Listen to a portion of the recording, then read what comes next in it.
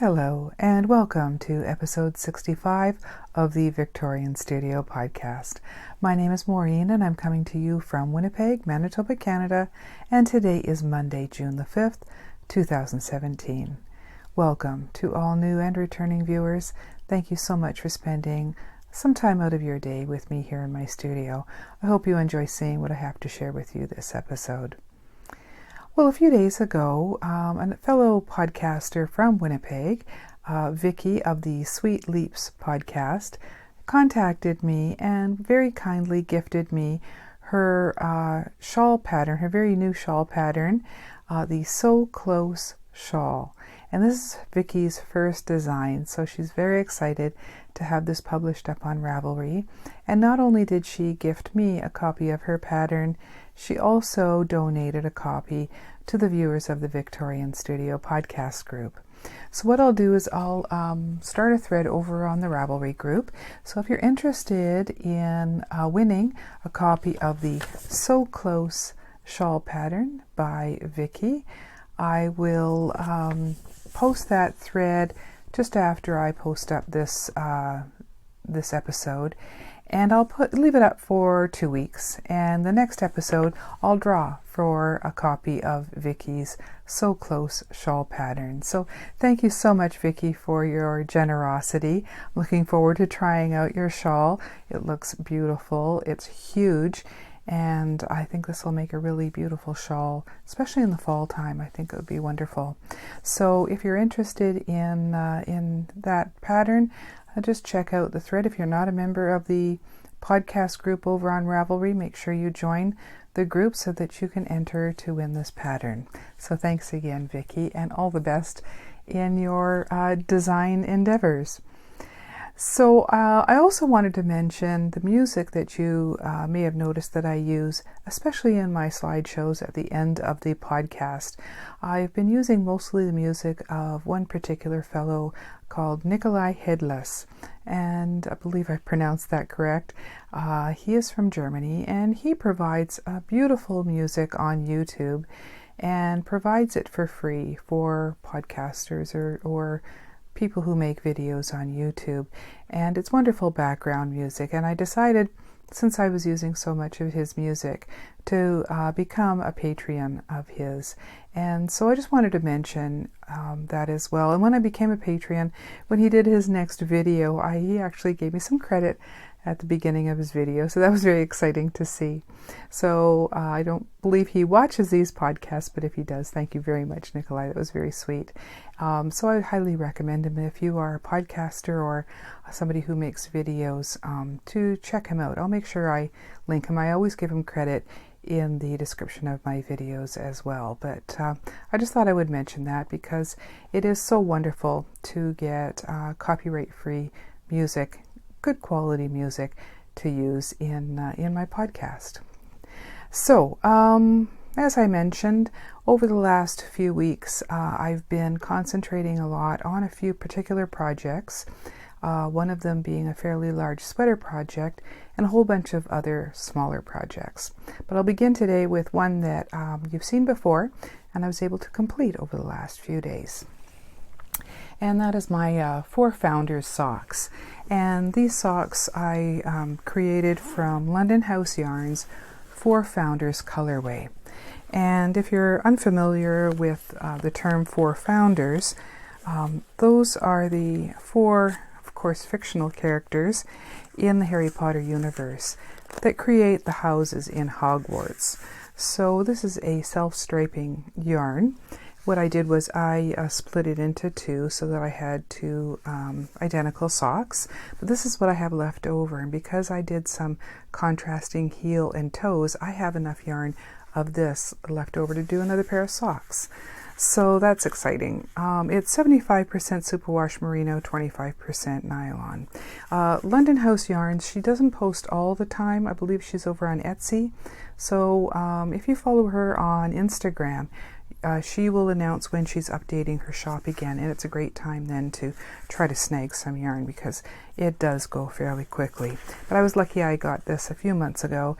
I wanted to try out her Harry Potter yarns when I started the Cal. So here are the socks that are now complete. and I used some Cascade 220 in black for the heels and toes. And even though that's a thicker yarn, I used the same needles, the US 1.5s, and they made them really nice and tight, and I think that will be really nice to keep them long wearing. So it's a really nice thick knit on the toes and heels where they get a lot of wear. This was just my usual vanilla sock pattern because I wanted the stripes to show.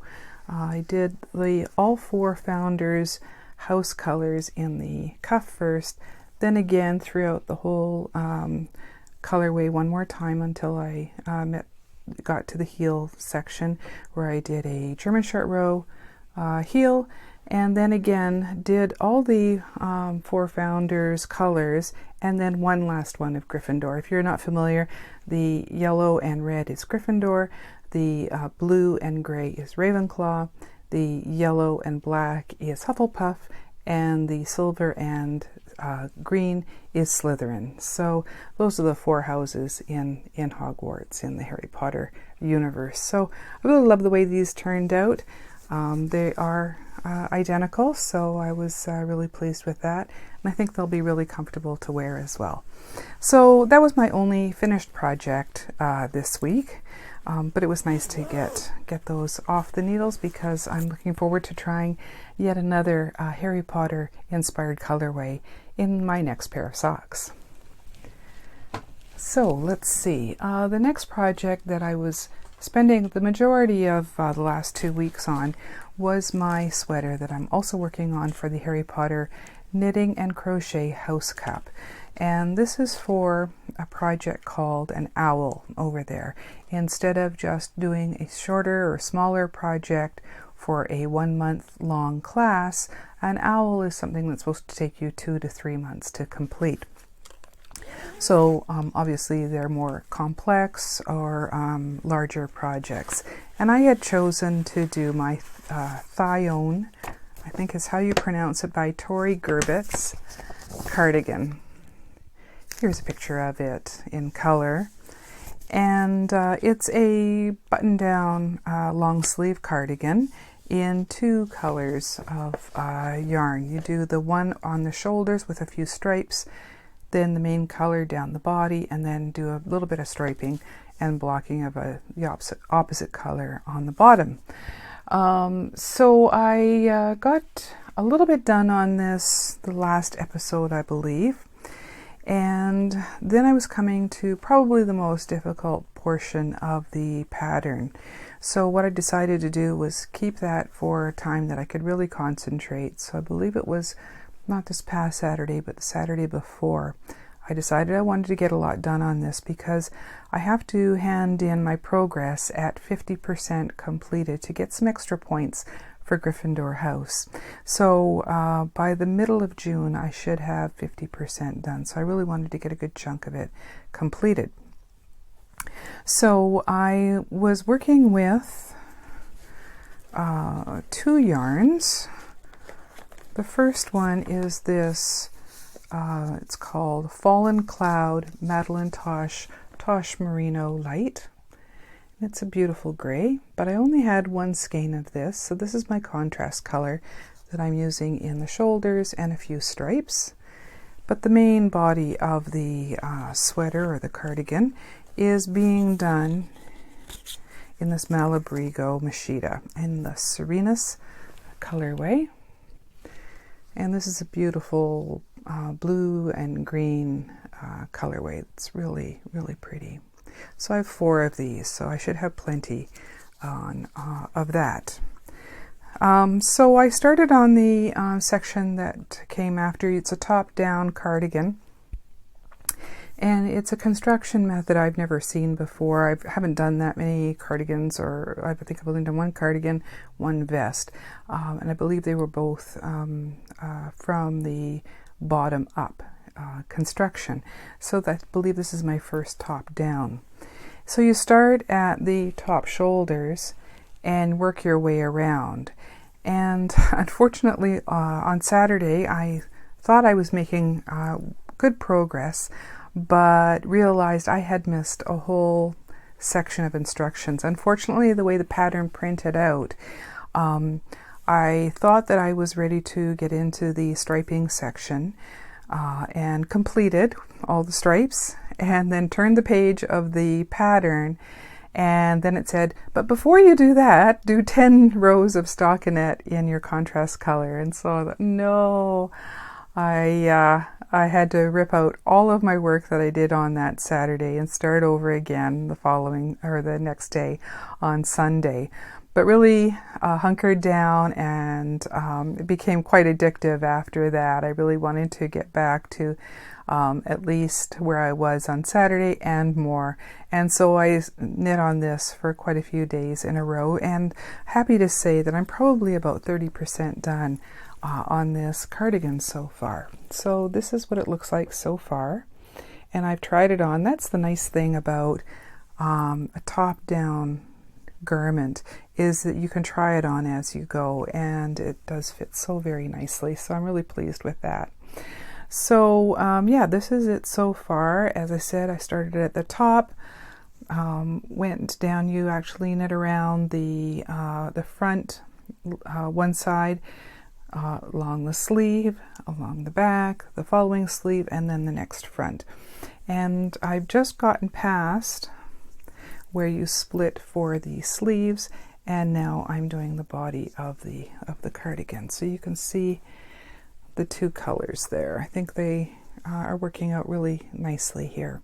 One of the things that I did decide to do when I made my first mistake on Saturday, I had knit it exactly to the pattern, and that is, the pattern does show slip stitches to create kind of a zigzag along the stripes, but I really wasn't pleased with how that was looking in this yarn.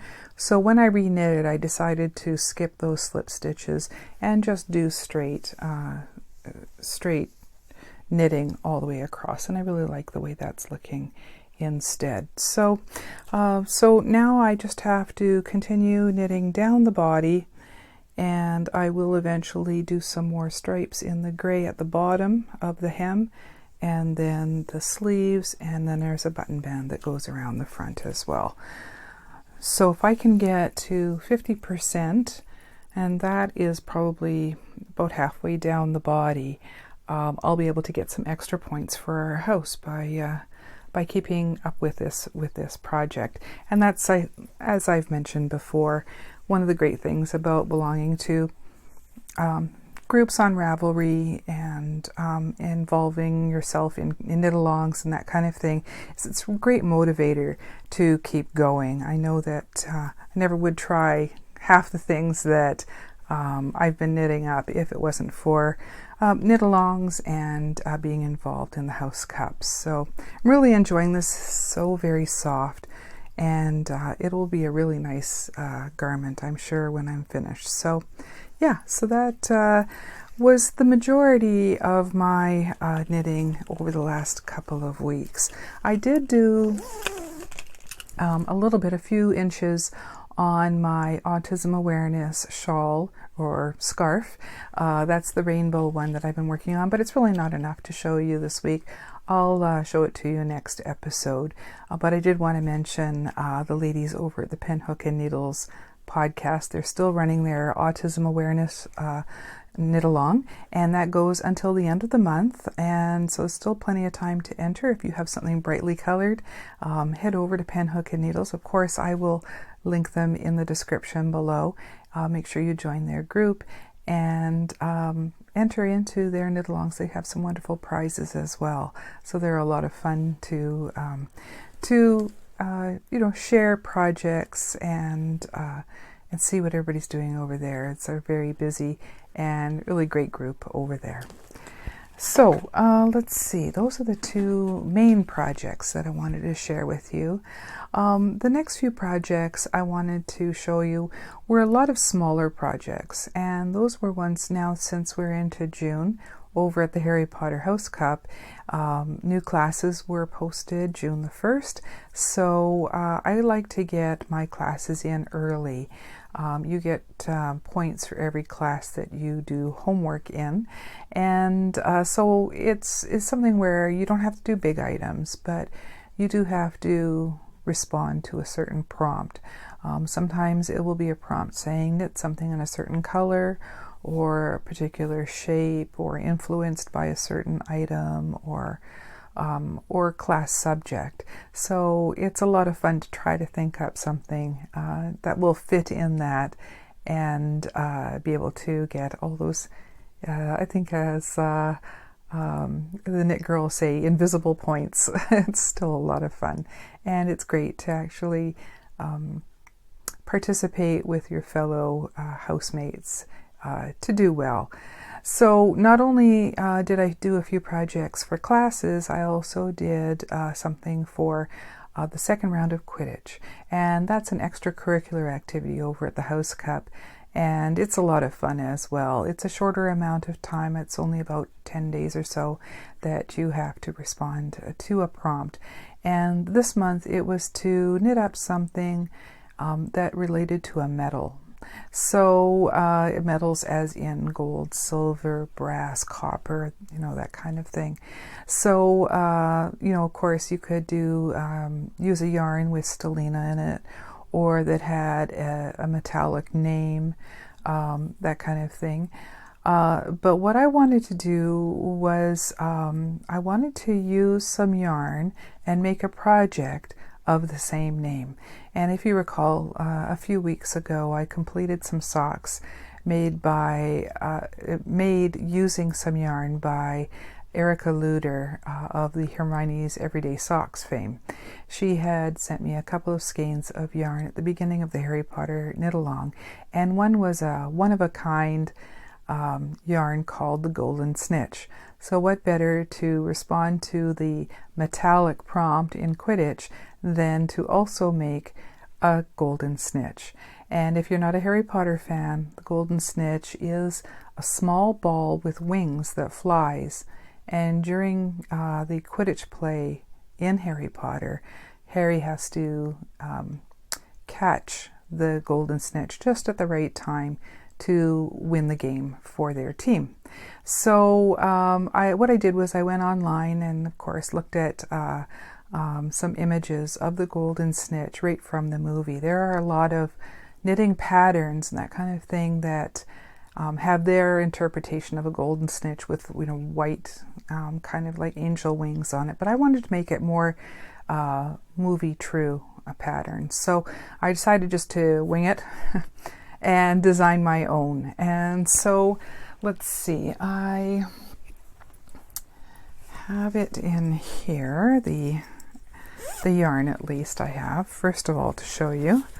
So this is the Dreams in Fiber yarn that I made my socks out of. So I had just some left, so it was plenty to do for this project because it was only going to be a small project.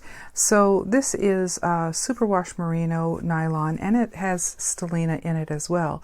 So even if I made anything out of this, this would have qualified for doing the Quidditch match too. But again, also having the word golden in it was also meeting the challenge. And the third thing was actually making the golden snitch. And instead of just knitting this item, I also wanted to use some wire. And this is just some floral wire that I got at Michael's, and it's very, very pliable. And you can get this in silver and different colors, and this of course is in the golden color. So I thought I would create the design on the ball itself using some of this wire, and also suspend the wings on the golden snitch using it as well.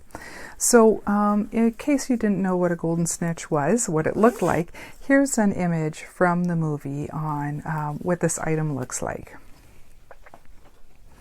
So mine, I decided to make, ended up looking like that. And of course it's not a true representation, but it's pretty close. What I did was I just knit a ball and stuffed it, and then I used that wire to go around and make at least some of the design that you see on the movie version. Then I put some of the wire straight through the top of the ball and then circled it in some more of that floral wire and used some glue to glue that down. And then I just hung the yarn on each of the wings, used some glue, and as it dried, was shaping it using I'll put some pictures at the end to show you.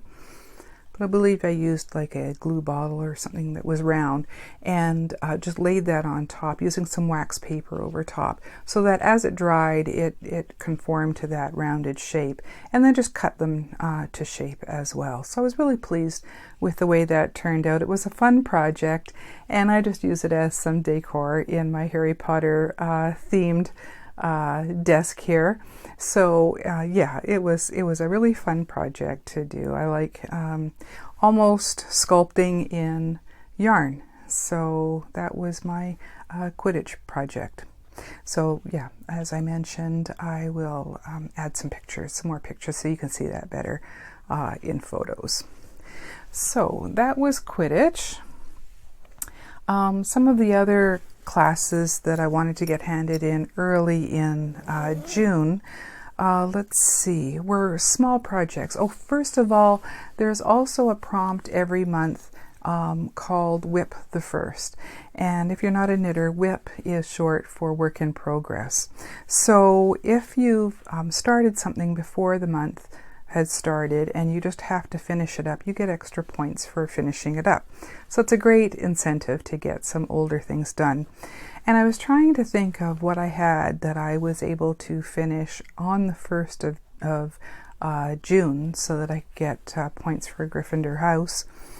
And I realized under my whole pile of project bags here, I had a project bag from last summer and something in it that I had started and never completed. I don't know why. I think maybe I got to a point in the pattern, it's a little bit of lace in it. I think I made a mistake, and then I kind of got frustrated and just put it away and never picked it up again. So it's a very small project, but it was a great incentive for this last month, this WIP the First, to finish it up. And this is a soap cozy. Here, I'll just put this ribbon in here. So it was done just in the Bernat Handicrafter cotton, which I have a huge ball of that I got when I had a 50% coupon at Michael's. I thought I do a lot of washcloths and that kind of thing, so why not get the huge ball instead of just the small ones and get that at 50% off. So I've been using this for a few projects now. So this was one of the ones that I had used it for, and it's a free pattern on Ravelry. It's basically just a pouch that you do, you knit long ways and then fold it and sew it up the sides. And it has a lace pattern in the front. It's a little bigger than I thought it would be. I think if I did this again, I would make it a little smaller. But what it's intended for is to put a bar of soap in, and you can either hang it from your shower or just keep it in your bathroom and actually use it to soap up with, to lather, keep the soap inside and use it like a washcloth with the soap right inside there. So yeah, I had this only about maybe a third done, and I just finished that up in a few hours, and I was able to get points for that. So that was a fun little project, and nice to get that finally done. I didn't realize that I had something languishing that long.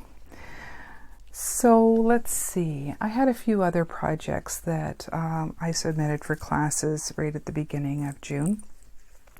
And these, let's see, yeah, these are two small items that are from the same pattern I don't have the actual pattern here, but I'll put a picture of it here. These are for some mini sweater ornaments. And on Ravelry, there's all kinds of patterns that you can make these little miniature knit sweaters out of. And I thought they were so cute. I've always wanted to make some. So it was a good opportunity to do them because one of the classes, the prompt was to make something in green. And the other class was a prompt to use up some scrap yarn. So what I did was I went into some of my scrap yarns, and I had a whole bunch of these smaller ends from other projects that I've done. So I thought these would be good to do these projects in. So the first sweater I did, I had dyed this Sock Ease marshmallow color into red, blue, and green to do Christmas ornaments, those little miniature mittens that I did last year. So since the prompt was to use something green, I used the green skein. That's all I have left of it now, and made this little cute little cabled sweater. And it only took a couple of hours to do this little thing, and it was a lot of fun to do this little raglan style. You start with the knit one, purl one at the top. You go around, do some raglan increases, then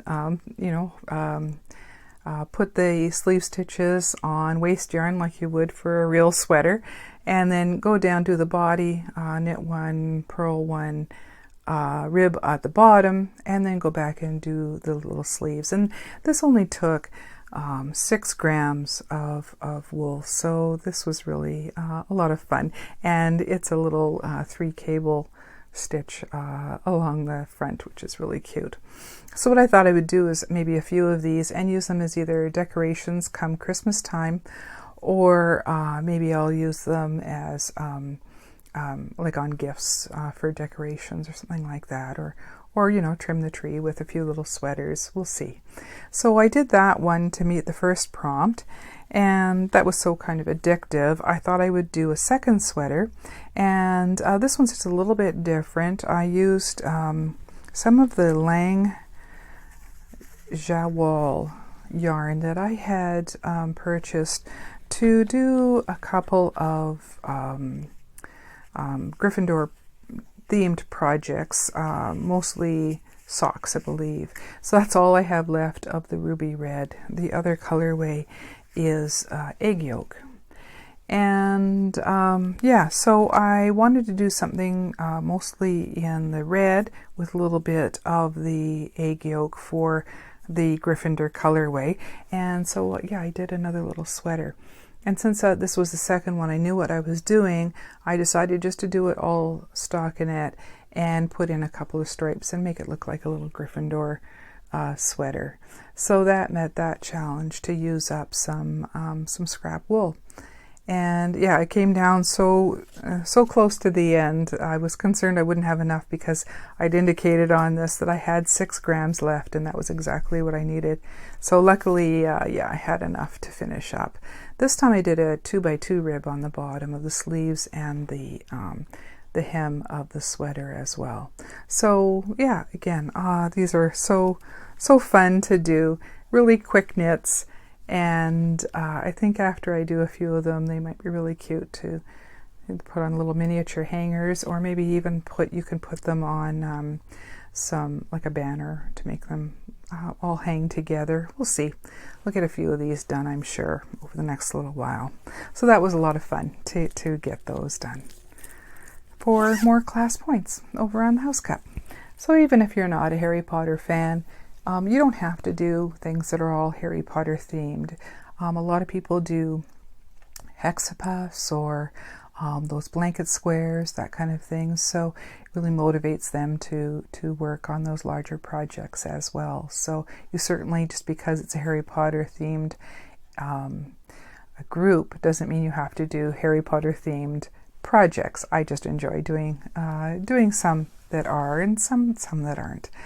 So let's see, the other item, the last item that I wanted to share with you knitting wise was for I think it was the Charms class for June. And the prompt there was to make a rubber duck.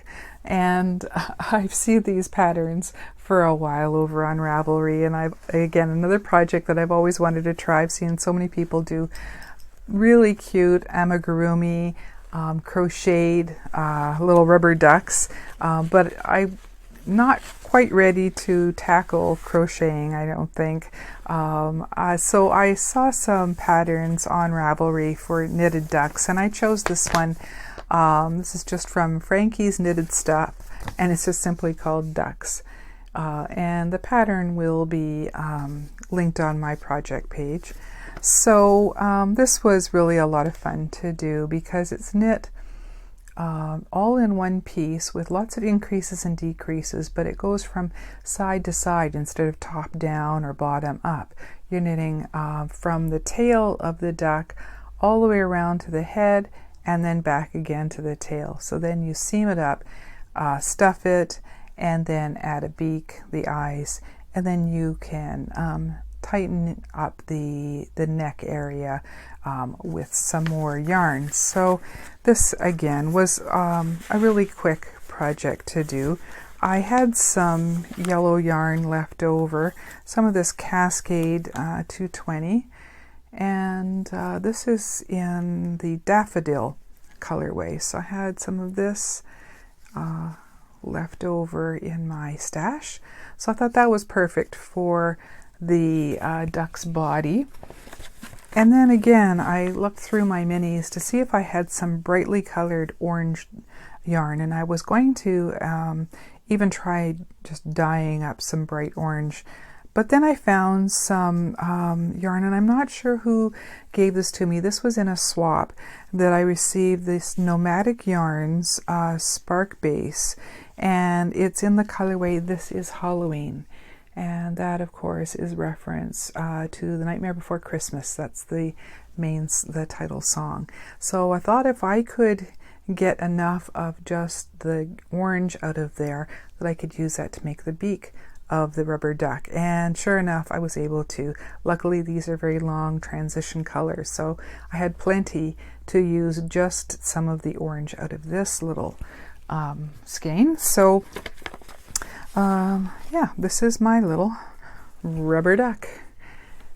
And yeah, it was a lot of fun to do. And I just stuffed it fairly lightly, not too heavily, and started here, knit around. You'd even do the head all in one piece and then back around, and then stitch all around the main area of the duck, and then stuff it. I just did some scrap yarn black eyes, and there's the This Is Halloween orange colorway. So this was a lot of fun to do some quick points again for a class in charms. So of course, while I was making it, I was looking at pictures of rubber ducks, both in the patterns on Ravelry, and Googling images of rubber ducks to try to get the shape that I wanted to. And then I thought, well, it'd be kind of cute to do some stitch markers in rubber ducks. So after I finished knitting a rubber duck, I did some sculpting and made a few little stitch markers in the rubber duck as well. So let's see. I'll just show you those.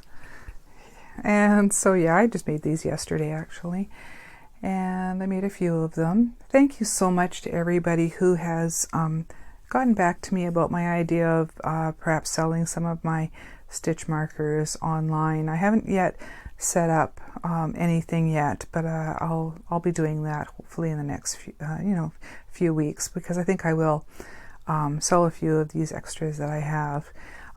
It seems like, when I make one, I like to make multiples. While I'm sitting maybe watching podcasts or shows on YouTube, I'll just sit and create a few in a row. So last night, yeah, I did 4 little rubber duckies. So again, I will put photos at the end to show you these as well. But because they're handmade, they're all a little bit different, with a little bit different features on them. But I just put a lobster clasp on them because I thought they would make nice little stitch markers, or if you want to just put the needle through the hoop, you can use them as stitch markers that way as well. So yeah, they were a lot of fun to do. Just use some yellow, orange, and black polymer clay, and then use some varathane over the top to make them nice and shiny and more durable. So that was a lot of fun. So yeah, little rubber ducks. So I've been very focused on rubber ducks over the last few days. So yeah, lots of fun. So let's see. I think that's all of the projects that I have to share with you this week. Last Sunday, daughter and I spent a mother-daughter day together. For Mother's Day, she gave me a gift certificate to our local yarn shop, Wolseley Wool, and so of course I had to, buy something from there for a future project. I don't know what I'm going to make from this yet, but I really loved some Rowan yarn that I came across. After doing my Weasley sweater, I really have fallen in love with tweed yarns, and this is just some beautiful tealy colored felted tweed from Rowan. And so I got 4 of these, and I think these will make a really nice, I was thinking maybe a nice vest for the fall, and or a sweater, maybe if I combine it with some other, maybe some gray. I think these will really look nice in either a sweater, a cardigan, or a vest. So I've yet to decide what I'm going to make out of them, but yeah, it was really so nice of daughter to give me a gift certificate so that I could purchase these for Mother's Day. It's a great, great gift. This is, let's see, it's 50% wool, 25% alpaca, and 25% viscose. So it'll be very, very warm. So I'm looking forward to making something out of that. So that's my only purchase. And it wasn't even a purchase, it was a gift over the last couple of weeks. And so the last thing that I wanted to do this episode was to award some prizes for the Harry Potter knit-along that's currently continuing over at the Victorian Studio podcast group. Thank you so much to everybody who's participating. We're well over 1,900 posts now, just amazing, and it's been wonderful to see everybody's projects and chatter over there. So I thought this episode I would do a couple of draws for a Ravelry pattern and then some stitch markers. At the end of this month, it's the second quarter end, so I will be doing draws for the larger projects at the end of June. So if you have something that you want to get into the thread before June 30th to be eligible for those prizes, please do. I'll be drawing for, things like the bags and yarn and larger prizes. And if you haven't seen those prizes, I do have images of them in the thread over in the Ravelry group. So the link is below to the Victorian Studio podcast group. You'll see the Harry Potter knit-along thread there. It's just one thread. All chatter and finished objects go into the same thread. So, if you haven't joined us already, please do, and you'll be eligible for some prizes. So what I thought I'd do today is just to award a few smaller prizes. So what I did was, before I started recording, I went to random.org and put in the numbers 2 to 1926. And the first prize that I drew for was for a $10 giftable Ravelry pattern. So if the winner chooses any giftable pattern that's US $10 or less, that they would like, they can just PM me and I will gift it to them. So the first number that random.org chose was number 935, and that was Studio Von Designs, and that's Vonnie. And no doubt Vonnie, being our moderator, has so many posts in that thread. It was bound to happen that she was going to come up. So Vonnie, congratulations. Let me know what pattern you'd like for US $10 or less, and I will gift that to you. Thank you so much, and thank you also for all your hard work and help in that thread. So because Vonnie's a co-moderator on the group, I thought it was only fair to draw another $10 Ravelry giftable pattern for somebody else. And so I went back to random.org, put in those same numbers, and this time it came up with number 1318, and that is Fanny Marie. It's Fanny from Germany. Congratulations. So if you'd like to choose a $10 or less US $10 giftable pattern on Ravelry, let me know what that is. PM me and I will gift that to you. So congratulations, Vonnie and Fanny, on winning those patterns. I also wanted to award 2 stitch markers or progress keepers. The first one is for a chocolate frog, and this is just the chocolate frog progress keeper that I created. And random.org came up with post number 822, Ashless Phoenix. That's Marie. Marie, congratulations, you've won a chocolate frog. And so if you'll just PM me on Ravelry with your address, I will pop that in the mail to you. And then lastly, I wanted to give away a Philosopher's Stone stitch marker set. And so this has the stitch markers with the red and the progress keeper that I created that looks like the Philosopher's Stone from the first Harry Potter movie. And random.org went all the way back to post number 11 and chose Weeping Wool. That's Sue. So congratulations, Sue. Please also send me your mailing address and I will get that out to you as soon as I can. So congratulations to all 4 winners. As I mentioned, I will be doing a lot more prizes being drawn after June is over. So probably not the next episode, but the one after that, because I want to make sure that everybody gets their entries in by June 30th. The Knit Along goes along all year. I did have somebody ask in the group if they could join, and of course you can. You don't have to have joined at the beginning. You can join anytime throughout the year. As long as your project is worked on while you're a member of our group, make sure that you do become a member, and then you'll be eligible for those prizes. So thank you everyone who has joined us over on the group. Thank you to everyone who has commented on the videos or private messaged me. Thank you so much. It's been wonderful participating in this and running this Knit Along. It's just been far greater privilege and fun, more than I ever would imagined it was going to be when I started this back almost 6 months ago now. So we still have lots of time left and lots of prizes to be awarded. So thank you, everyone. So I believe that's it for this episode. I'll record again in 2 weeks' time. And hopefully I'll have some more information on my stitch markers or progress keepers that I'll have up for sale at that time. So thank you everyone for your messages about that. Thank you so much for joining me here in the studio. I hope you enjoyed seeing what I had to share, and hopefully see you again on the next episode of the Victorian Studio podcast. So until then, thank you everyone. Bye-bye.